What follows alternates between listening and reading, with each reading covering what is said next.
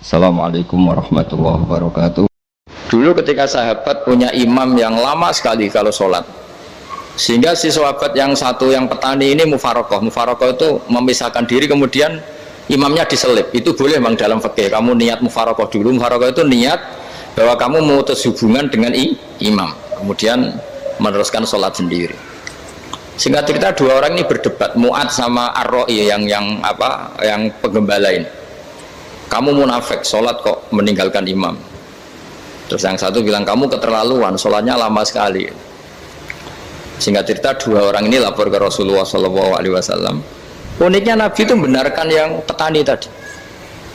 Kamu Mu'ad jadi masalah. Agama ini tidak boleh jadi problem. Kalau kamu ngimami orang, jangan lama-lama. Di situ ada ibu-ibu yang ditunggui anaknya yang sedang menyusu, banyak petani yang nunggu macam-macam. Kayak pegawai POM ya ditunggu shift temannya, pegawai Indomaret juga gitu, apalagi Grab mungkin ditunggu penumpangnya macam-macam. Sehingga kebaikannya teman-teman yang kerja serabutan begini juga bergantung kebaikan imam tadi. Kalau sholat itu tidak boleh lama-lama, apalagi wiridan, sholatnya aja nggak boleh lama-lama, apalagi wiridannya.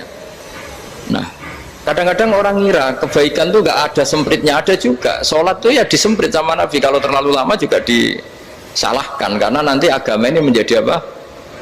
Menjadi problematika. Nah, termasuk kebaikan kita ketika membolehkan ya, atau mentoleransi atau mendukung pekerjaan mulai Grab dan lain-lain adalah agama ini rahmatan lil alamin.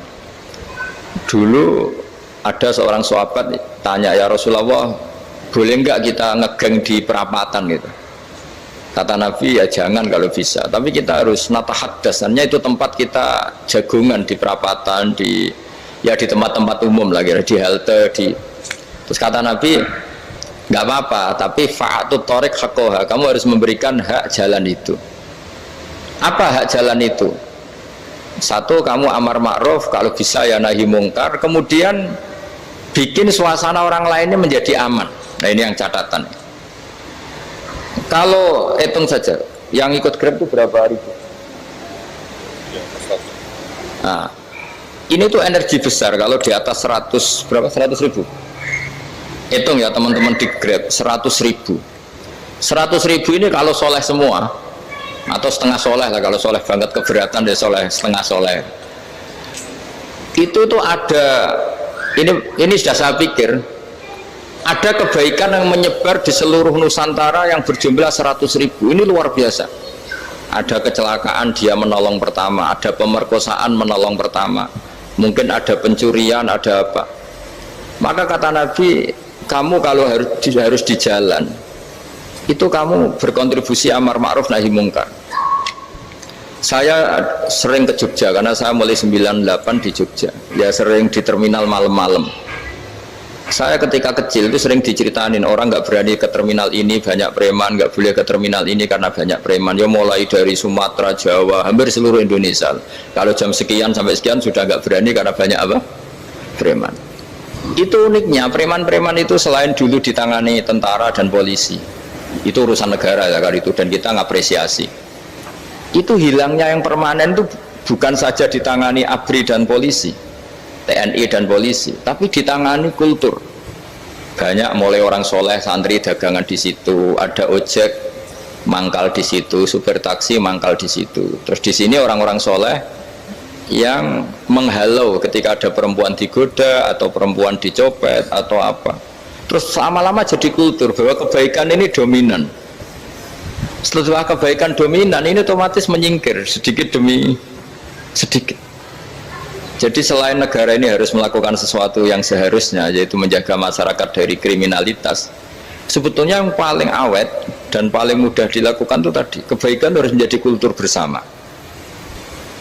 Sehingga kalau terminal kemudian ada mbak-mbak jilbaban yang dagang, terus pak-paknya soleh, ada musola yang hidup, ojeknya juga gitu, terus supir taksinya, lalu kebaikan ini menjadi nilai bersama.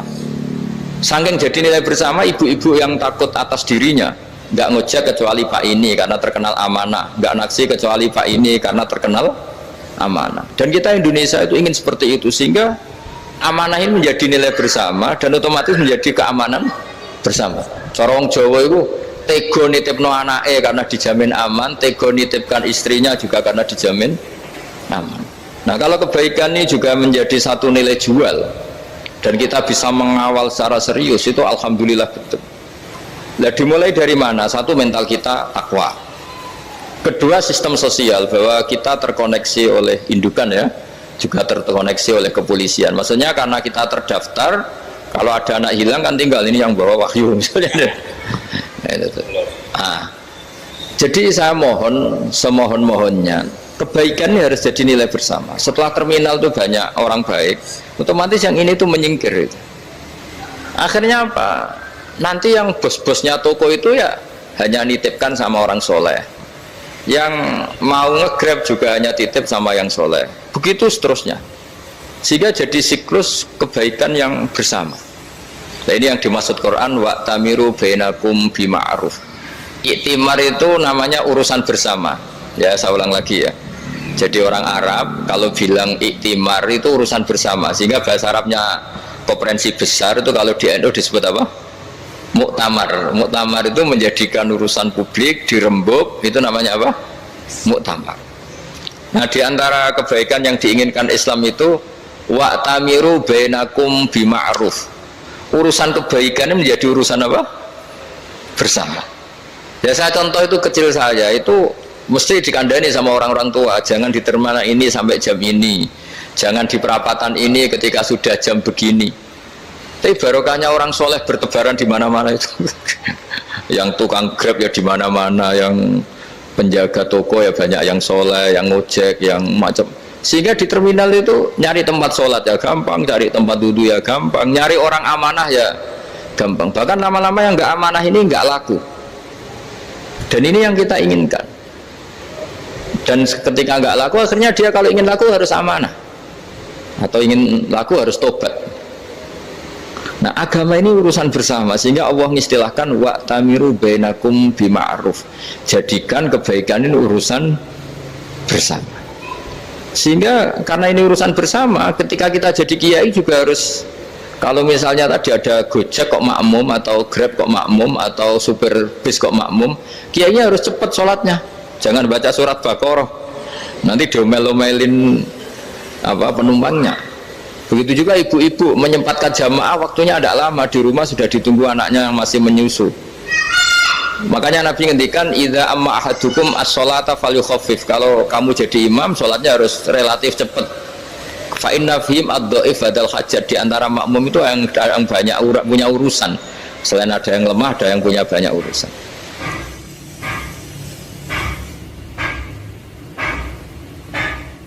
Nah, terus ketiga, masalah kekayaan hati. Kekayaan hati ini penting sekali, karena rata-rata teman di Grab itu kan miskin lah. Tapi jangan miskin sampai miskin hati itu. Bahwa kamu nyari nafkah itu sudah ibadah, berkelana di dunia Allah juga ibadah, menyaksikan macam-macamnya orang itu juga ibadah. Bahkan menambah khazanah ilmu. Di antara warisan ilmu yang kita dapatkan dari Rasulullah SAW, misalnya kamu jalan-jalan, punya kaki dua, punya tangan dua. Gara-gara jalan-jalan sering ngerti orang yang buntung. Alhamdulillah meskipun saya hanya Grab masih punya kaki utuh. Terus ketemu orang buta ya gitu. Alhamdulillah ladzi afani mimma btalaka bih. Alhamdulillah saya terselamatkan dari seperti itu. Sehingga melihat orang maksiat juga gitu. Saya meskipun gini terselamatkan dari tempat maksiat, dari, sehingga hidup itu tidak nelongso gitu. Ada nilai lebih yang kita punyai.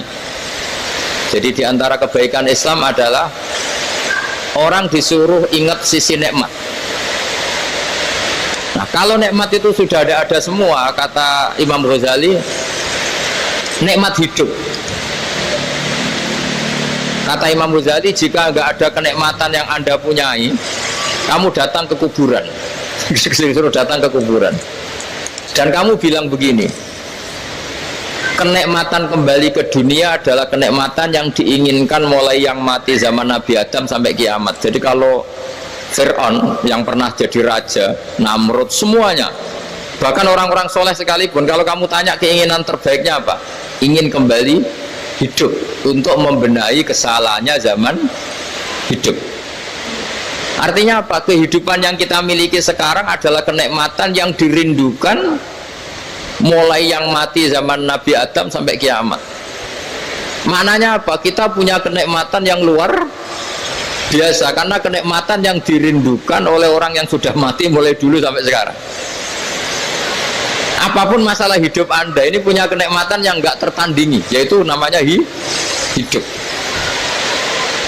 Barokahnya hidup itu kita bisa tobat. Setidaknya ingin tobat. Kalau nggak bisa tobat, ingin tobat. Makanya di Indonesia itu banyak nyuwun sewu, banyak maling yang anaknya itu soleh. Karena kalau ngandani anaknya tetap gini, wes le bapak tok sing lakoni kowe ojo. Bapak tok yang alami ini kamu jangan. Banyak di Indonesia orang nggak bisa baca Quran, anaknya hafid. Karena setiap bodoh itu tidak diwariskan. Wes le bapak tok sing bodoh kowe ojo bodoh. Mungkin teman-teman di Grab juga gitu, wes bapak tok cong sing nasib ngene kowe ojo. Jadi kebaikan begini itu akan terus-menerus diwariskan. Sehingga banyak orang tidak tamat SD anaknya dosen, nggak tamat SMP anaknya dekan. Karena setiap dari kita itu cita-cita kebaikannya menurun ke anak cucunya, keburukannya berhenti di dia. Cara wong Jawa itu bapak tok sing nglakoni. Nah, di sini saya jelaskan tentang kekayaan rohani. Jadi saya mohon ketika Anda jalan-jalan nganter penumpang itu harus sering muji Allah Subhanahu wa taala. Ya, saya bacakan ayatnya, at-taibunal abidunal hamidun. Orang baik itu yang tobat, yang ahli ibadah. Di antara definisinya itu as-saihun, yang sering jalan-jalan. Siyaka itu jalan-jalan. Jadi orang paling bejo sak dunia itu sampai harus jalan-jalan ibadah dapat uang. Tapi syaratnya ibadah. Sekali tidak ibadah dapatnya masalah kan. Sering gonjekkan orang cantik terus ingat istrinya tidak cantik.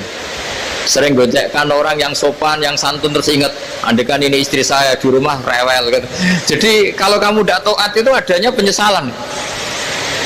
Di lampu merah ada orang naik Ferrari, naik Alphard, sementara kamu di rumah hanya mobil butut, kadang malah tidak punya mobil. Jadi kekayaan rohani itu dimulai dari mana? Dimulai dari taat. Cara berpikir itu taat, bukan maksiat. Sekali Anda cara berpikir maksiat, maka adanya hanya penyesalan. Semakin pengalaman di luar, semakin penyesalan. Karena di luar sana banyak orang yang dapat nikmat yang lebih dari Anda. Tapi sekali Anda taat, kamu akan mensyukuri apa yang Anda miliki dan tidak pernah ingin sama yang dimiliki orang lain. Sehingga orang-orang yang sering pergi itu sama Allah dipuji. Jadi tidak ada nabi kecuali di antara ibadahnya itu jalan-jalan. Fasiru fil ardi. Sehingga semua nabi itu mesti pernah melakukan perjalanan internasional. Rasulullah Muhammad SAW pernah jalan-jalan sampai ke Syam, padahal beliau orang Mekah. Nabi Ibrahim yang orang Syam pernah perjalanan sampai ke Mekah. Karena di antara kearifan itu ya dimulai dari apa? Jalan-jalan. Tadi kamu ngerti orang yang macam-macam. Makanya di antara kebaikan umatku kata Nabi itu siyahah fil ard, sering berkelana. Tapi tentu untuk mengambil pelajaran. At-taibunal abidunal hamidun as-saihun. Nah, agama mensupport itu. Sehingga kata Nabi, jika ada orang kok sholat qobliyah, ba'diyah semuanya di masjid, sama Nabi ditegur, la taj'alu buyutakum kuburan, rumah kamu jangan jadikan kuburan, harus dapat jatah apa? Sholat.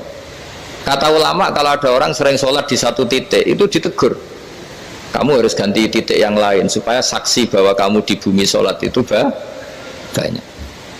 Jadi kita ya punya nilai positif juga tentang apa? Karena kita sering siyahah, kalau bahasa Arabnya itu sering keluyuran, saksi kita kebaikan juga banyak.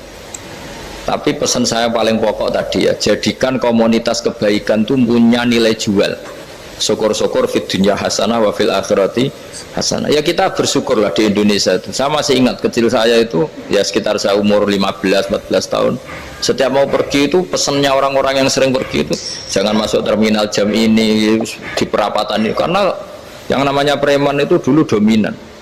Sekarang sampai jam 2 ada orang pakai jilbab, kadang ya orang pakai peci, yang nggak pakai peci pun ke musola sholat terus.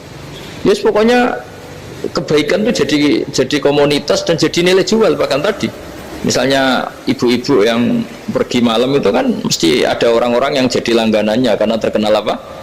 Amanah. Yang dititipi anak juga pilih orang yang terkenal apa? Amanah.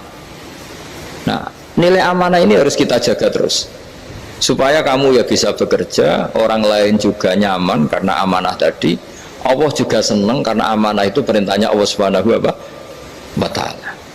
Dan Indonesia harus menuju ke sana. Pemimpin juga harus gitu. Pemimpin bawaannya amanah, bawaannya apa, yang memilih dia juga senang karena nggak malu lah. Tapi kalau kita milih, ternyata kita pilih tahu-tahu ditangkap KPK, kan ya malu gitu. Dulu kita kampanye mati-matian, ternyata dia ditangkap KPK. Tapi kalau dia amanah kan ya senang. Sama kalau tukang Grab ketangkap satu karena penodaan atau karena pengkhianatan, yang malu juga semua, karena kadang-kadang nanti digeneralisir seakan-akan semuanya seperti itu. Tapi dengan reputasi panjang, nggak pernah terjadi apa-apa dalam Grab, kan otomatis lainnya juga terangkat. Nah, ini yang dimaksud wa'tamiru bainakum bima'ruf. Jadikan kebaikan itu urusan bersama. Makanya andaikan negara itu sudah mengoptimalkan polisi, TNI untuk meringkus preman, oke, itu baik. Tapi ya lebih awet lagi kalau itu ditopang apa? Masyarakat. Karena yang nggak amanah terkucilkan, terus akhirnya Grabnya nggak laku, akhirnya dia dipecat, akhirnya kan yang maksiat hilang, yang kriminal hilang, yang ada hanya Grab-Grab yang baik. Begitu juga di dunia apapun. Itu yang dimaksud wa'tamiru bainakum bima'ruf. Jadikan kebaikan ini urusan apa? Bersama. Nah, karena kita baik, otomatis jadi teladan yang baik bagi anak kita, istri kita, tetangga kita. Dan karena kita baik, maka terhormat. Sehingga orang melihat Grab itu simpatik, respect, karena reputasinya baik. Nah, karena orang respect, tidak dicibir. Barokahnya tidak dicibir, tidak mangkel. Barokahnya tidak mangkel, tidak saling ejek, bahkan tidak saling bunuh. Coba kalau kita jelek, dicibir orang, kita dalam keadaan mabuk, tidak terkontrol, bunuh. Jadi efek dari maksiat itu begitu buruknya. Sehingga penelitian itu mengatakan kebanyakan kecelakaan ya pemicu utamanya rata-rata ya nyupir dalam keadaan mabuk. Beberapa nyuwun sewu kasus-kasus kriminal rata-rata ya dipicu oleh hal-hal seperti itu. Makanya meskipun di luar saya tolong hindari narkoba, hindari hal-hal yang maksiat supaya pekerjaan Anda ini barokah.